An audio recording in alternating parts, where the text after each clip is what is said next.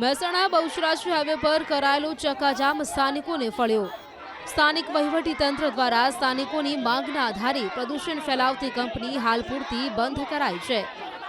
મહત્વનું છે કે સામિત્રા ગામ નજીક આસપાસના 4 થી 5 ગામના લોકોએ ચક્કાજામ કર્યો હતો।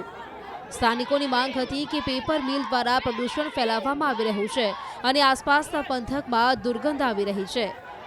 આ મામલે વારંવાર રજૂઆત કરવામાં આવી હોવા છતાં કોઈ ચોક્કસ એક્શન ન લેવાતા સ્થાનિકો વિફર્યા હતા અને મહેસાણાથી કાઠિયાવાડ અને કચ્છ તરફ જતા વાહન ચાલકોને થોભાવી ચક્કાજામ કર્યો હતો, જેના પગલે વહીવટીતંત્ર તાબડતોબ એક્શનમાં આવ્યું હતું અને પ્રાંત અધિકારી જીપીસીબીએ સ્થાનિકોની માંગનો સ્વીકાર કરીને કંપની બંધ કરાઈ છે।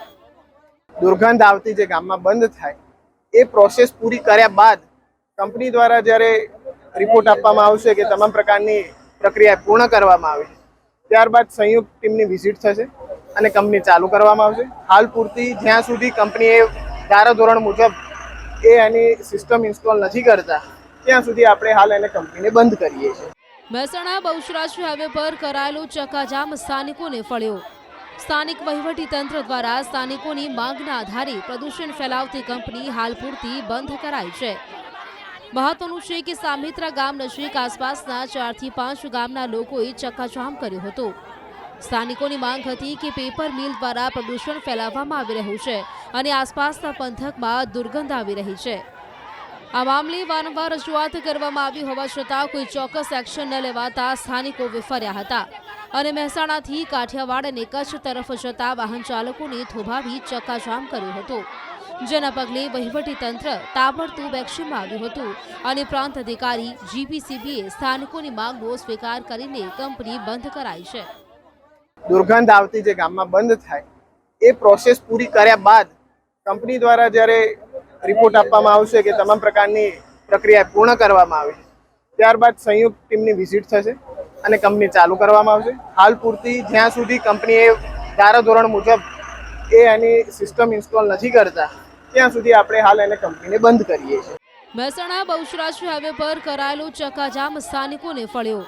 સ્થાનિક વહીવટીતંત્ર દ્વારા સ્થાનિકોની માંગના આધારે પ્રદૂષણ ફેલાવતી કંપની હાલ પૂરતી બંધ કરાઈ છે। મહત્વનું છે કે સામિત્રા ગામ નજીક આસપાસના 4 થી 5 ગામના લોકોએ ચક્કાજામ કર્યો હતો।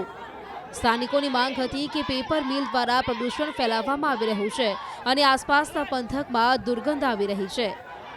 આ મામલે વારંવાર રજૂઆત કરવામાં આવી હોવા છતાં કોઈ ચોક્કસ એક્શન ન લેવાતા સ્થાનિકો વિફર્યા હતા અને મહેસાણાથી કાઠિયાવાડ અને કચ્છ તરફ જતા વાહન ચાલકોને થોભાવી ચક્કાજામ કર્યો હતો, જેના પગલે વહીવટીતંત્ર તાબડતોબ એક્શનમાં આવ્યું હતું અને પ્રાંત અધિકારી જીપીસીબીએ સ્થાનિકોની માંગનો સ્વીકાર કરીને કંપની બંધ કરાઈ છે। દુર્ગંધ આવતી જે ગામમાં બંધ થાય એ પ્રોસેસ પૂરી કર્યા બાદ કંપની દ્વારા જ્યારે રિપોર્ટ આપવામાં આવશે કે તમામ પ્રકારની પ્રક્રિયા પૂર્ણ કરવામાં આવી ત્યારબાદ સંયુક્ત ટીમની વિઝિટ થશે અને કંપની ચાલુ કરવામાં આવશે। હાલ પૂરતી જ્યાં સુધી કંપનીએ ધારાધોરણ મુજબ એની સિસ્ટમ ઇન્સ્ટોલ નથી કરતા ત્યાં સુધી આપણે હાલ એને કંપનીને બંધ કરીએ છીએ।